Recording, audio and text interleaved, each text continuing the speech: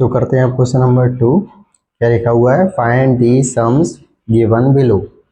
तो इसका हमें क्वेश्चन क्या करना है, सम करना है। ठीक है, अब सम इसका कैसे करेंगे। अब देखो, सम करने का अपना फॉर्मूला पड़ा हुआ है, क्या होता है, S N equal to N by two, two A plus N minus one D. एक तो ये वाला फॉर्मूला पड़ा है, दूसरा कौन सा पड़ा है, S N equal to N by two A plus A N, ये भी पड़ा है। और कौन सा पड़ा है, S N equal to N by two A plus L. ठीक है, देखो यार, अगर हम इसको देख रहे हैं तो ये तो अपनी कौन सी टर्म हो गई, चाहे इसको लास्ट टर्म कह दो चाहे इसको एंड टर्म कह दो। ठीक है, ये दोनों बात एक ही बराबर है, क्योंकि हमें पता ही नहीं है कि कौन सी टर्म है, तो हम इसको एंड टर्म भी बोल सकते हैं और लास्ट टर्म भी बोल सकते हैं। तो यार देखो, एल की वैल्यू तो एक बार 84 हो गई अपनी। ठीक है, पहली चीज़ दिमाग में अपने क्लियर हो गई। अब देखो यार, ए वन हमें मिल गया है, ए वन की वैल्यू कितनी है 7, ए टू की वैल्यू कितनी है 10, 1/2। तो कॉमन डिफरेंस यहाँ से निकल जाएगा, डी इक्वल टू क्या, ए टू माइनस ए वन।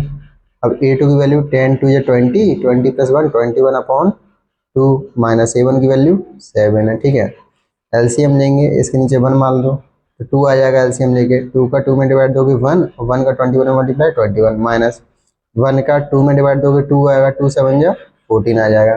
21 में से 14 जाएंगे तो कितना बचेगा 7/2। कॉमन डिफरेंस भी अपना कितना निकल आएगा 7/2। फर्स्ट टर्म भी अपन को पता पड़ गई कितनी है 7।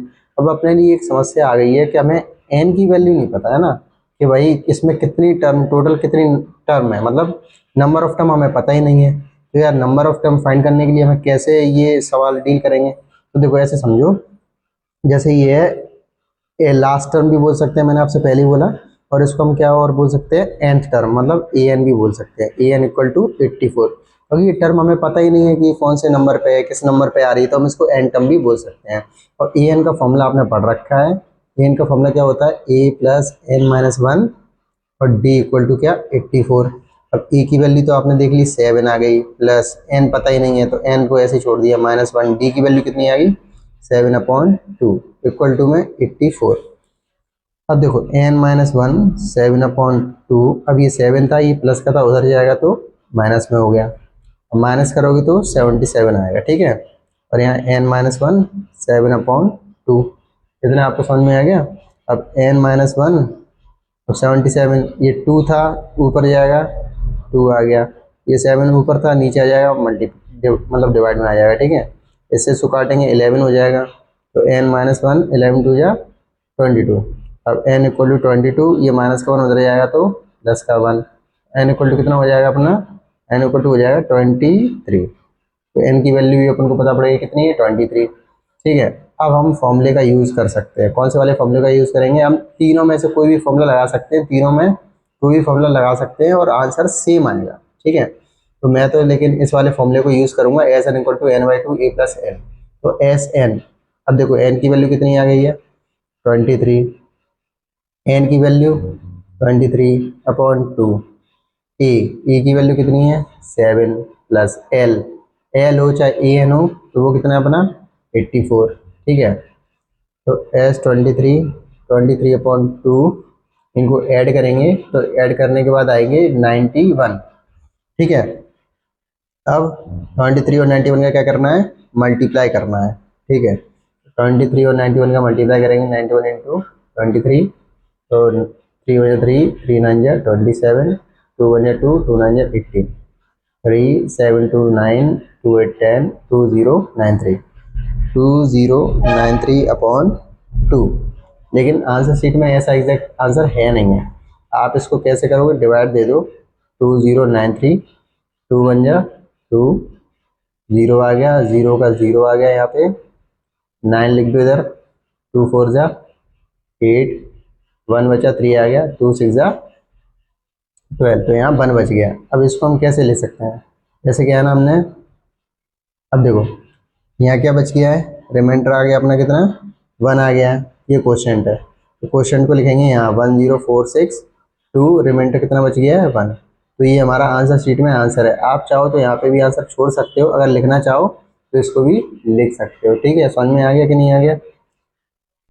अब करेंगे हम सेकंड वाले पार्ट को, क्या है देखते हैं हमारा सेकंड वाला पार्ट क्या है। जैसे इसमें ये कौन सी टर्म है, फर्स्ट टर्म है, तो a1 इक्वल टू 34, और ये कौन सी टर्म है, second term. A2 equal to 32, common difference निकाल लेंगे, A2 माइनस A1, A2 की वैल्यू क्या है 32 माइनस 34, कितना आ गया -2। तो D की वैल्यू कितनी आ गई अपने पास, -2 आ गई, और A1 इक्वल टू कितना आ गया 34। अब ये कौन सी टर्म है पता ही नहीं है, तो हम इसको क्या मान लेंगे, nth टर्म मान लेंगे, ठीक है। तो an इक्वल टू कितना हो गया 10। अभी फर्स्ट वाला क्वेश्चन किया था ना, सेम टू सेम वैसा ही है, ठीक है। तो n की वैल्यू फाइंड करने के लिए हमें ये करना पड़ रहा है। तो an इक्वल टू क्या हो जाएगा, a plus n minus 1, d equal to 10। अब a की वैल्यू कितनी है 34, प्लस n की वैल्यू पता नहीं है, d की वैल्यू कितनी है -2, और यहाँ 10। तो n माइनस 1 -2 10, ये प्लस का 34 है, उधर आएगा तो माइनस का 34 हो जाएगा। 10 में से 34 जाएंगे तो माइनस का 24, n minus 1 -2, n minus 1 equal to -24, ये माइनस का 2 मल्टीप्लाई में था, ये डिवाइड में आ गया।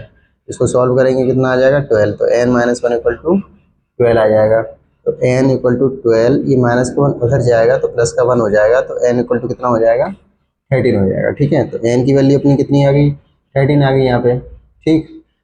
अब हम क्या करेंगे, अब हमें एस एन निकालना है, एस एन। अब एस एन के लिए मैंने उसमें पहले वाले पार्ट में क्वेश्चन वो फॉर्मूले लिखवाई थे, ठीक है। तो इस वाले जो फॉर्मूला यूज़ करेंगे, कौन सा वाला करेंगे, n/2 a plus A N, ठीक है। तो n की वैल्यू कितनी आ गई S13, n की वैल्यू 13/2, a की वैल्यू 34, ए एन की वैल्यू कितनी है लास्ट टर्म 10, ठीक है। सॉल्व करेंगे 13/2 इंटू इसको ऐड कर देंगे तो 44 हो जाएगा। इससे इसको काट देंगे कितना आएगा 22, तो 13 इंटू 22, ठीक। अब 13 और 22 का मल्टीप्लाई करेंगे, यही करके देख लेते हैं। 22 इंटू 13, 3 2 6, 3 2 6, 2 2 6, 6 2 8 2, तो कितना आंसर आ गया 286। तो यही मतलब इस वाले पार्ट का जो आंसर है वो यही है 286, ठीक है। तो अब करेंगे थर्ड वाले पार्ट को सॉल्व। अब ये कौन सी टर्म है, ये हमारी फर्स्ट टर्म है, तो a1 इक्वल टू -5। ये कौन सी टर्म है, सेकंड टर्म, तो a2 इक्वल टू -8, ठीक है। तो अब हम कॉमन डिफरेंस निकालेंगे, क्या होता है formula, d equal to a2 minus a1। अब a2 की वैल्यू कितनी है -8, माइनस a1 की वैल्यू -5, -8 माइनस माइनस +5, -8 + 5 क्या हो जाएगा -3। d की वैल्यू हमारी कितनी आ गई -3, और फर्स्ट टर्म हमारी कितनी आ गई -5, ठीक है। अब हमें n की वैल्यू और फाइंड करनी है। n की वैल्यू कैसे फाइंड करेंगे, ए एन इक्वल टू, ये कोई टर्म हमें पता ही नहीं है किस नंबर की टर्म है, तो ए एन इक्वल टू क्या लिख दिया -230, ठीक है। ए एन का फॉर्मूला होता है a प्लस n माइनस 1 और d और -230, ठीक है।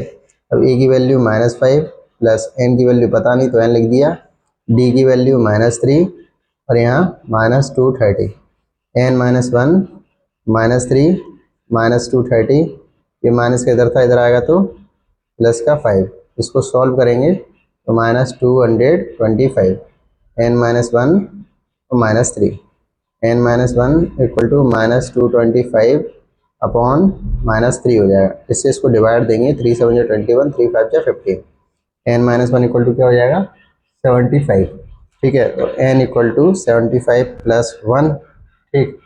उसके बाद n की वैल्यू कितनी हो जाएगी 76, तो n की वैल्यू हमारी कितनी निकल आई है 76 निकल आई है। अब हम ऐसा सम ऑफ n टर्म्स निकालेंगे, कैसे निकालेंगे, n/2 a plus A N, ठीक है। तो n की वैल्यू कितनी आ गई 76/2, तो यहाँ क्या लिख देंगे s76, a की वैल्यू कितनी है -5 प्लस ए एन की वैल्यू कितनी है -230, ठीक है। इतना आगे आपको समझ में नहीं आया, इतने में कोई डाउट हो तो बताओ। अब इसके बाद इसको सॉल्व करेंगे, 2 3 6, 2 8 16, -5 प्लस माइनस -230, ठीक है। आगे देखते हैं 38 इंटू -235 आंसर आएगा इसका, मतलब ऐड कर लेंगे। अब इनका मल्टीप्लाई करना है, अब मल्टीप्लाई जाके कहीं साइड में करते हैं, 235 इंटू 38, ठीक है। 8 5 40, 8 3 24, 28, तो वही कैरी 8 60 70 18, 3 5 50, 3 9 10, 3 6 7 0, 8 5 13, 9 8, तो अपना आंसर आ रहा है 8930, और वो भी माइनस का। तो S76 हमारा कितना आएगा -8930। इसी के साथ हमारा क्वेश्चन नंबर 2 कंप्लीट हुआ है, ठीक है।